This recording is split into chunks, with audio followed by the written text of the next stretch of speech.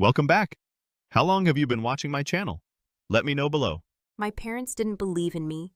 They believed in my brother, Josh, the dreamer, the free spirit, the big potential with a sensitive soul. They drained their savings and signed off on a second mortgage just to send him off to Europe to find himself, like he was some sort of goddamn treasure hunt. Me? I got a nod, a warm smile, and those 5 words that would follow me like a ghost for years. You'll be fine on your own. I didn't scream, I didn't protest, I just packed my things and walked out the door with $100 from a neighbor who said I had fire in my eyes. That fire stayed with me, through ramen noodles and bedbug-infested mattresses, through silence, rejection, and every holiday card that didn't come. And now, after everything, I'm standing on a stage, microphone in hand, in the very university they told me I'd never be good enough for. And there they are, sitting in the back row, stiff and quiet like they know damn well they shouldn't be here, but came anyway. Josh was 3 years older than me and had the uncanny ability to fail upward. He was the kind of guy who could show up late to his own life and still get applauded for trying. When he flunked out of his first college, some liberal arts place in Oregon where he studied cultural consciousness through photography, he blamed the system for being too rigid for his creativity. My parents nodded. He just needs a different environment, my mom said, stirring her coffee like she was discussing the weather.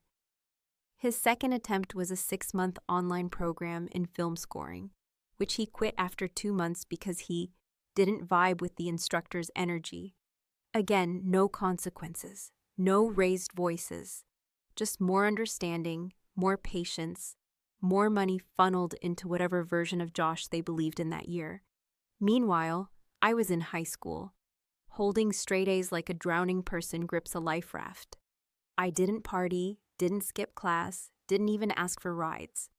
I walked home after band practice in the snow because the car was busy taking Josh to therapy.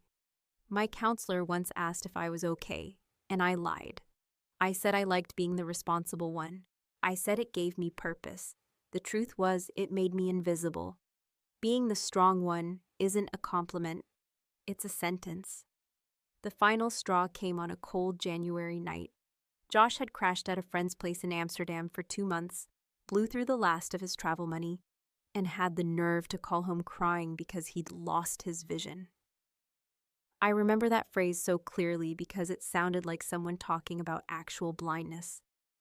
My parents sprang into action like it was a medical emergency. That same week, they started talking to a bank about a personal loan, $10,000 to help Josh reset. They called it an investment in his growth. I asked them quietly what their plan was for me. College applications were due. I'd been accepted into 3 decent schools already, but we couldn't afford even one of them. My dad didn't even look up from his laptop. He just said, "You'll figure something out, you always do." It wasn't anger I felt in that moment. It was clarity. It was like watching the final piece of a puzzle drop into place and realizing the picture was uglier than you thought. There wasn't going to be a last-minute rescue for me. No emergency loan. No family meeting about my future. Just a quiet expectation that I'd make it work. So I did the one thing I could. I left, packed my things in a single bag, took that $100 from Mrs. Langley across the street, and walked away without saying goodbye. I didn't cry. I didn't even pause. Just walked into the cold with a sense of purpose I hadn't felt in years. I took a Greyhound bus 2 states away, landed in a run-down neighborhood near a community college I'd applied to on a whim. I rented a room from a woman who smoked menthols indoors and kept a pit bull named Shank in the hallway. That place was hell, but it was mine. I scrubbed dishes in a diner for $7 an hour, cleaned hotel toilets on weekends, and did tutoring gigs late into the night. I stretched cans of beans and cheap noodles into dinner, called it gourmet, just to keep my pride alive. I kept every rejection letter pinned to the wall above my mattress, not as a reminder of failure, but as fuel. I was building something. Not just a life, but a future my parents wouldn't be able to ignore. What still pisses me off is how casual it all was for them. The absence of guilt, No phone calls, no letters. I didn't even get a happy birthday the year I turned 20. It was like I had evaporated the second I stopped being useful. Meanwhile, Josh was backpacking through Spain, sending them artsy photos of street musicians and rooftop cafes with captions like, "Finding peace and simplicity." And they ate it up. Posted those pictures on Facebook like they were proud parents of an international scholar, while their actual straight-A daughter scraped gum off diner chairs to afford textbooks. Sometimes I'd lie awake at night, staring at the water stains on the ceiling, and ask myself if I was doing all this just to prove a point, just to shove it in their faces one day. And maybe back then, the answer was yes. Maybe that petty, burning rage was the only thing keeping me going. But there's something else that happened in that hole of a life. I started to like who I was becoming. I was broke and exhausted, but I was free, and I was mine. I still remember the night I got the letter from Emerson College, a transfer acceptance, full scholarship, no strings attached. I sat on the edge of my creaky bed, letter in hand, and didn't move for what felt like an hour. I didn't cry, I didn't cheer, I just breathed, slow and deep, like I was coming up for air after years underwater. But I didn't tell my parents, not then. I wanted to wait. I wanted to see the look on their faces. I wanted the silence to keep stretching until they started wondering if I was ever coming back. And when I finally did, I wasn't the girl they told, "You'll be fine." I was the woman who proved them right in the most brutal, undeniable way. And I was only getting started. The human body isn't built for 18-hour days, for scraping together a life out of loose change, broken promises, and secondhand textbooks. But somehow, mine held up, held on, kept moving like some stubborn old machine that didn't know it was supposed to quit. In those first years after leaving home, I lived in the kind of places you don't talk about at job interviews, the kind of places that smell like mildew and desperation, where the walls are thin and the neighbors are either drunk, angry, or both. My mattress was a donation from a church charity group, permanently stained and lumpy in the middle, and I had exactly 3 outfits I rotated between my job at the diner, night classes, and cleaning gigs. No one knew who I was beyond the apron and the mop handle, and that was fine, because I wasn't there to make friends. I was there to survive. The diner was one of those off-highway pit stops that smelled like bacon grease and burnt coffee. No matter how much bleach we poured down the drains, and the manager, Hal, had a voice like a chainsaw and breath that could knock over a linebacker. But he gave me hours, didn't ask too many questions, and paid me in cash when I needed it. I took the early morning shift most days, 4 a.m. until noon, because it gave me just enough time to wash the smell of fried onions off my skin before heading to class. The community college was modest, underfunded, and filled with the kind of people no one ever brags about. Single moms trying again, ex-cons looking for a restart, immigrants chasing a sliver of the American promise. I fit right in. What most people don't realize is that poverty isn't just about money. It's about the constant math you do in your head every second of the day. Do I buy bus fare or printer paper? Do I eat now or save it for after my shift? Do I skip this quiz because I can't afford to miss work? There were days when I studied flashcards under flickering diner lights on my 15-minute break. Other nights when I nodded off over my textbooks and woke up with a fork mark pressed into my cheek. It wasn't romantic, and it sure as hell wasn't inspiring. It was brutal, ugly, bone-deep exhaustion. But through it all, there was this voice in the back of my mind, this razor-sharp whisper that said, "Keep going, keep pushing. They're not watching, but you are." I never told anyone about Josh. No one knew that while I was mopping hotel floors or eating dollar store cereal for dinner, my brother was sending home digital postcards from Barcelona, from Florence, from some godforsaken goat farm in Ireland, where he was volunteering to connect with the land. Every few weeks, my parents would send me an email, short, polite, almost corporate in tone, updates about their new deck, a picture of the dog, and always, without fail, some poetic nonsense about Josh's growth. Once I got a Christmas card with a photo of him standing barefoot on a beach in Portugal, hair grown out, arms spread like he was embracing the universe, with the caption, "Our Wandering Star." I didn't respond. I didn't need to. My silence said everything. But not all of those years were filled with bitterness. Something strange happens when you push yourself beyond your limits. You start discovering pieces of yourself that you didn't know existed. I learned how to speak up, how to fight for grades, how to argue with professors who dismissed my ideas. One night, after giving a presentation on corporate ethics, a professor pulled me aside and asked if I'd ever considered law school. I laughed so hard I almost cried. Not because it was a bad idea, but because no one had ever asked me that before. No one had seen that version of me, the one with opinions worth listening to, ideas worth defending. His name was Professor Grady, a wiry, sharp-eyed man with a voice like sandpaper and a heart bigger than he let on. He started mentoring me, not in a formal way, but in those moments between classes, over coffee, scribbled notes in the margins of my essays. He told me once, "You're the kind of person who's going to scare the hell out of people who underestimated you." And for the first time, I believed someone wasn't just trying to be nice. He meant it. There's a moment I'll never forget, when everything started to change. I was sitting in the college library, surrounded by dog-eared textbooks and old vending machine wrappers, researching a paper on immigration law, when my phone buzzed. It was an email from Emerson College, a school I had applied to 6 months earlier and completely forgotten about, assuming I didn't stand a chance.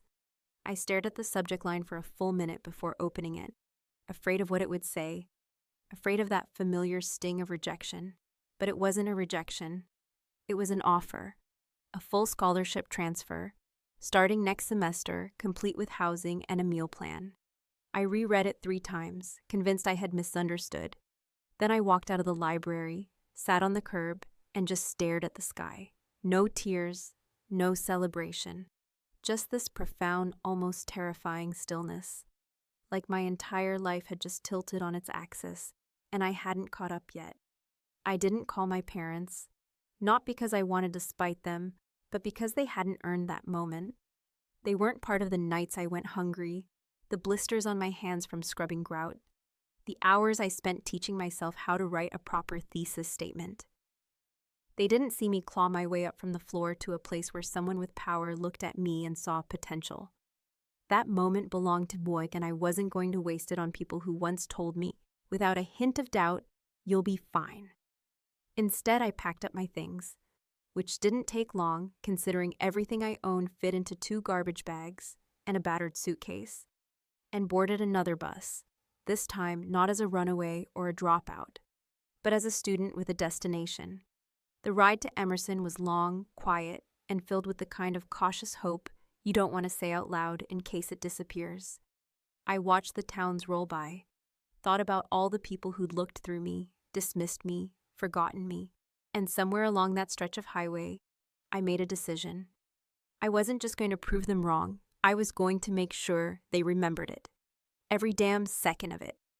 There are moments in a person's life when the weight of silence becomes louder than any scream, when the absence of recognition becomes more painful than outright rejection, and when the quiet success you build with your own calloused hands feels heavier than any applause you never received. That first day at Emerson, I walked onto campus with a worn backpack, cheap sneakers, and a mind so sharp from years of fighting for every inch of space that I could smell condescension from a mile away. The other students had crisp folders, family-subsidized wardrobes, and the kind of effortless confidence that comes from being told, "You're special," since preschool. Me? I walked like I had nothing to lose, because I didn't. Everything they had, the recommendations, the summer programs, the family cheering section, I never had any of it, and I no longer cared. What I had was grit, hunger, and a kind of clarity that burns through bullshit like fire through dry grass. Emerson was a different world entirely, one where your opinions were expected to be loud, and your mistakes were considered learning curves instead of character flaws. I kept my head down at first, spoke only when necessary, and submitted every paper like it was a job application. Tight, focused, and filled with so much purpose, it practically bled off the page. I quickly realized that half the students around me were coasting on legacy, on confidence, on the assumption that the world was going to work out for them. I didn't have that luxury, so I treated every class, every assignment, every conversation with the same seriousness I'd once applied to figuring out how to make $50 stretch for a week. And it paid off. I earned the respect of professors the same way I'd earned tips in the diner, by showing up, shutting up, and doing better than everyone else around me. One by one, they started calling on me more, pulling me aside after class, inviting me to roundtables and panels, and suddenly, for the first time in my life, I wasn't just noticed, I was valued. My writing got published in the school journal. I was nominated for a national debate competition. I won. The girl who once slept in a roach-infested studio apartment was now standing in front of hundreds, making arguments that left rooms silent. But it wasn't just the academic accolades that changed me. It was the shift in how I saw myself.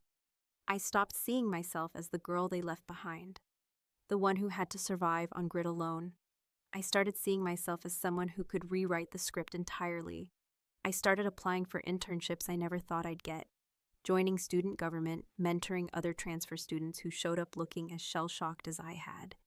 And yet, despite all of this, I still hadn't told my parents. Not because I was angry, though I probably still was somewhere under the surface, but because I didn't owe them a damn thing. Every success, every sleepless night, every step forward had been earned without a single ounce of their support. Why give them the satisfaction of thinking they had any part in this? Then came the funeral. My aunt, my mother's sister, a woman I'd only met a few times as a child, but who always sent me a card on my birthday, even after I disappeared. It was held back in my hometown, in the same church where I'd sat through years of sermons about grace and forgiveness, while being told at home that my job was to not cause trouble. I debated whether or not to go, but something told me it was time. Not for them, but for me. I didn't want to hide anymore.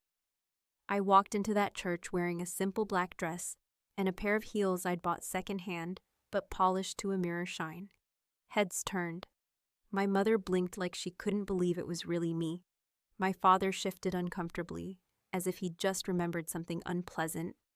And Josh, dear golden wandering Josh, looked like a man who'd been chewed up and spit out by life. His hair was thinner, his clothes rumpled, and he had that look in his eye that people get when they've run out of explanations for why nothing ever quite works out. He approached me after the service, arms outstretched, like we were long-lost comrades instead of siblings split by the great chasm of parental favoritism. "You look amazing," he said, voice light, like it was some kind of reunion party. I nodded, tight-lipped. He leaned in closer, lowered his voice. "Must be nice, huh? Having everything work out for you." And in that moment, I didn't feel sympathy. I didn't feel rage. I felt something colder, something harder, vindication, because here was the boy they bet everything on, standing empty-handed in a borrowed suit, while the girl they dismissed was the one standing tall. "I made it work," I said, voice low, steady. "There's a difference." I didn't stay long after that.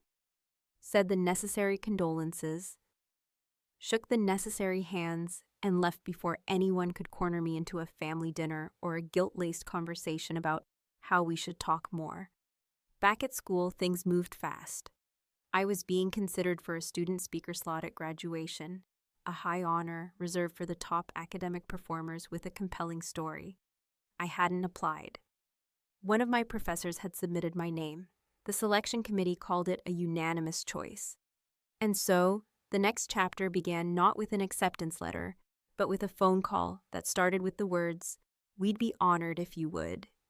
I agreed, of course, not out of pride, but out of purpose, because standing on that stage wouldn't just be a celebration of my journey, it would be a reckoning. I knew as soon as the news made its way to Facebook or the local grapevine that my parents would come, maybe out of guilt, maybe out of curiosity, maybe just to say they were there, but they would come. and I was ready, not to punish them, not exactly, but to show them what they missed, what they ignored, what they gave up when they bet on someone who never had to earn anything. I wasn't going to rub it in their faces. I was going to make them sit in the back row and watch. There's a strange kind of stillness that settles over your life when a door you thought was welded shut suddenly creaks open again, not because you wanted it to, not because you needed it, but simply because time has a cruel way of softening the edges of old wounds, even if the scars remain as visible and raw beneath the surface as the day they were inflicted. When the email from the university confirmed my place as the keynote speaker for commencement, I didn't cry, I didn't smile, and I certainly didn't call home to share the news. I just stared at the screen, let the words sink in like a stone dropped into a still lake, watching as the ripple of memory pulled up everything I had fought so hard to keep buried. This wasn't just a speech. It was a moment I had once promised myself, whispered to myself on nights when I had nothing but hunger and fury to hold on to, that one day they would have to sit still and listen. The announcement went out just a week later, published on the university's alumni newsletter, and spread like wildfire through the campus social networks, with photos, quotes, and an entire paragraph about my extraordinary resilience and academic excellence. And just like that, I was no longer invisible. People I hadn't seen since my first year started stopping me in the halls, sending me messages, inviting me to panels, and asking for advice like I'd become some kind of oracle for self-made success. But among all the congratulations and polite admiration, one message stood out. A short email with the subject line, "We're proud of you," and a sender I hadn't seen in over 2 years. Carol Wexler, my mother. I didn't open it right away. I let it sit there, unopened and unanswered, like a test I wasn't sure I wanted to take. The fact that she had found my school email, that she'd chosen to write instead of call, that she used those particular words. Not "I'm sorry," not "we were wrong," but "we're proud of you." It all told me exactly what I needed to know. She wanted in. She wanted to be part of the narrative now that it had a happy ending, now that there was applause and recognition and success that could be spoken about without shame. And though a part of me wanted to delete it and never look back, another part, the part that had sat in silence for so many years, waiting for this very moment, told me to wait, because something else was coming. 2 days later, the call came from my father's number. I answered it not out of curiosity, but out of strategy. I wanted to hear the tone, to know whether this was a genuine attempt or another performance. His voice was stiffer than I remembered, slower, like he had rehearsed the call, but still wasn't sure of his lines. "We heard the news," he said, and for a long moment, that was all he managed. I said nothing, let the silence do what it does best. Expose. He finally cleared his throat and added, "We're planning to attend. Your mother thought it would mean a lot to you. Josh, too." Josh, of course Josh, the eternal satellite, orbiting every family event, every emotional exchange, still sucking up space and attention like a black hole. I imagined him hearing the news. Our golden boy, the one who once got a whole loan and a plane ticket just to find himself. And I wondered what he thought, whether it even registered that I'd finally eclipsed him, that the spotlight he once occupied had moved permanently, and he was no longer its center. My father's voice cut through my thoughts. "We'd like to come, if that's okay." It wasn't a question. It was a request, soft and full of assumption, as though forgiveness could be handed out like wedding invitations, as though simply showing up could erase the years of silence, the absence, the quiet cruelty of being told to fend for myself while they chased their dreams through someone else's failures. But I didn't rage. I didn't even correct him. I just said, "Sure," because letting them come wasn't a gift to them. It was a gift to me. I wanted them there. I needed them there. I needed them to sit through every word, every syllable, every damn second of the truth I was about to lay bare, dressed up as inspiration, but dripping with everything they refused to face. In the weeks that followed, preparations for the speech took on a life of their own. The university provided a speaking coach, a stylist, even a media team to film and archive the address for their alumni archives. And everywhere I went, someone was asking what I was planning to say, what my message would be. I smiled politely, told them I wanted to talk about resilience, about unexpected journeys, about how sometimes the people who tell you you'll be fine are the ones who abandon you when you're anything but. No one read between the lines, or maybe they did and chose not to ask. Either way, it didn't matter. I had work to do. I spent hours crafting the speech, writing and rewriting until the rhythm of the words felt like breathing, until the message was clear without being cruel, pointed without being petty. I didn't want revenge. I wanted recognition, not from them, but from myself. I wanted to stand on that stage and know that everything I had done, every step I had taken, had brought me here by my own will, not theirs.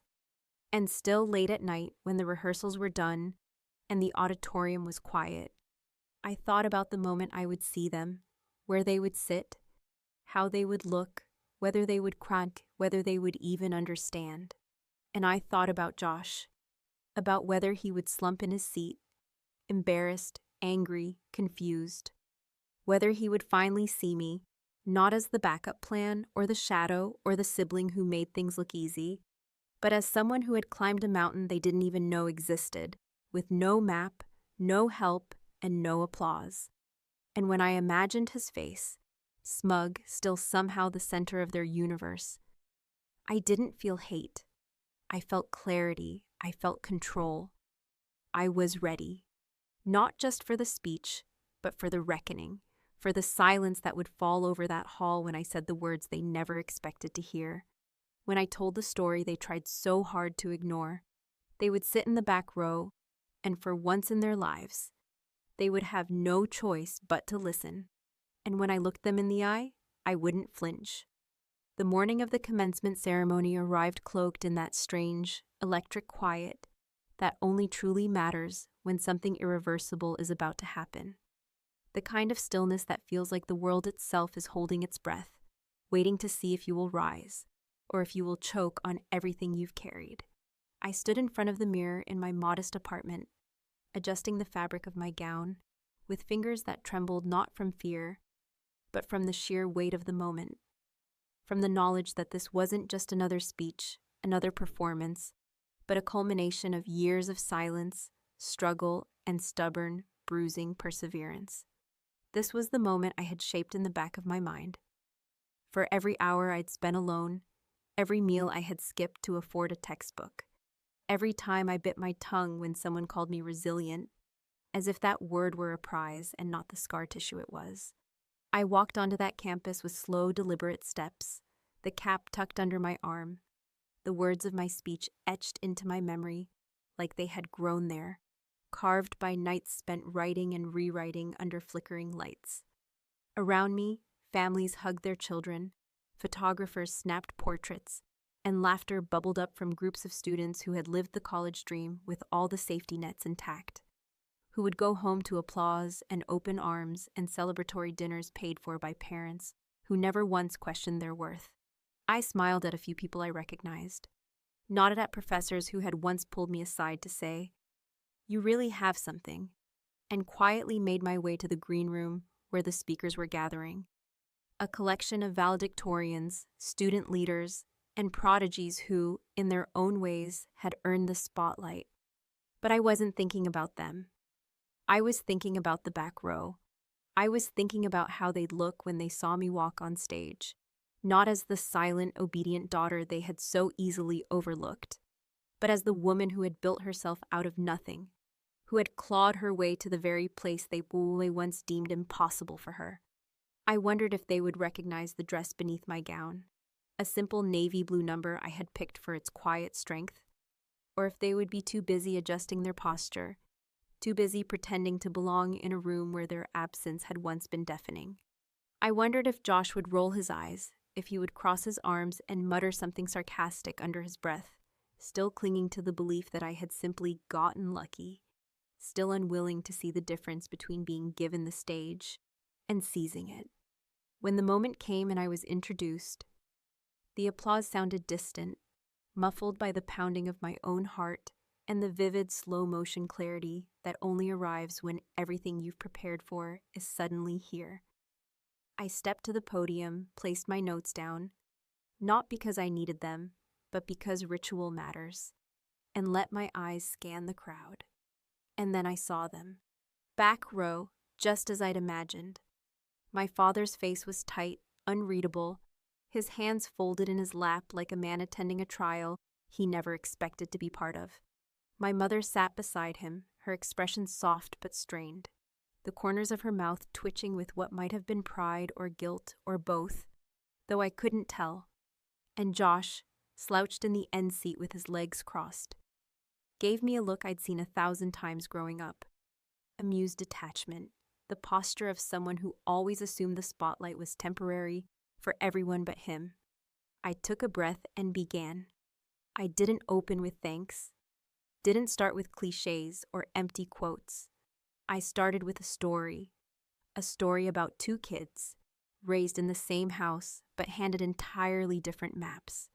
One was sent off with money, with faith, with permission to stumble and be caught. The other was told, "You'll be fine," and left to find the road on her own. I told them about working before dawn, about studying between shifts, about the silence of holidays spent alone in borrowed rooms. I told them about rejection letters pinned to moldy walls, about scholarships fought for like scraps of meat, about building a future not with guidance, but with rage, with spite, with the sharp, relentless belief that being ignored doesn't mean being wrong. I spoke not with anger, but with clarity, each word deliberate, each pause filled with the weight of what it cost to get here. And as I spoke, I saw their faces change. Not dramatically, not all at once, but slowly, subtly, like ice cracking under sunlight. My father's brow furrowed in recognition. My mother blinked and looked down. And Josh, for the first time, sat up straighter. I didn't name names. I didn't need to. I ended the speech with this. There are people who are handed microphones, and then there are people who build their own stage, who speak not because someone said they could, but because staying silent meant disappearing. Today I stand here not because I was believed in, but because I refused to vanish. I paused, let the silence stretch until it hummed, until the auditorium felt like it was holding its collective breath. Then I looked straight at the back row, I smiled, and I walked off the stage. The applause rose behind me like a wave, crashing and warm, but I didn't turn around. I didn't need to. I had said what I came to say, had done what they said I never could, had become what no one believed I would. And as I passed through the side door, stepping into the light of the hallway, away from the noise, I felt something I hadn't in years. Peace, not the soft kind, not the sweet kind, but the hard-earned, steel-spined kind that comes from looking your past in the eye and saying, without flinching, I won. Later, I didn't wait to see if they tried to find me. I left them where they had left me, in the back, watching.